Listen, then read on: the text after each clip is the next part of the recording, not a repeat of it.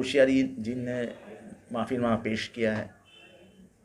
हम दिल से बहुत बड़े हैं, हम मराठी स्वाभिमानी हैं, लेकिन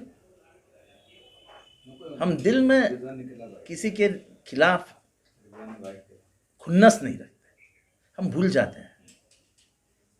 कोश्यारी जी ने जो बोला वो हमारे दिल को ठेंच पहुंचाई।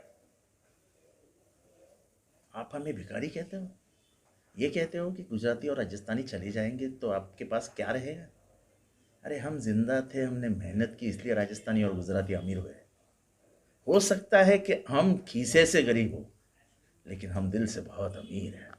हम संस्कृति और संस्कार से बहुत अमीर है, जिसकी तुलना कहीं भी की नहीं जा सकती।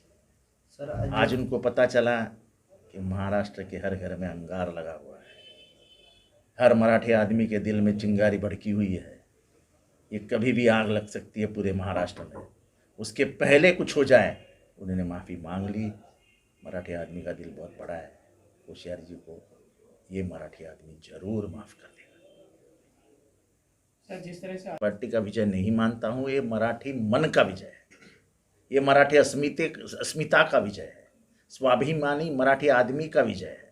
ये कोई पार्टी तक सीमित नहीं है, ये विषय किसी पार्टी का नहीं है, ये पॉलिटिकल विषय हो ही नहीं सकता है। इससे इसका सियासत से कोई लेना देना नहीं। ये दिल को छू गया था, ये दिल को ठेंच पहुंचा के गया था। मराठी आदमी को दिल से दुख हो रहा था, क्योंकि वो मेहनत करके ना जानता है। अपने मेहनत से कौन कमाता है उसकी तरफ उसकी आंख नहीं रहती।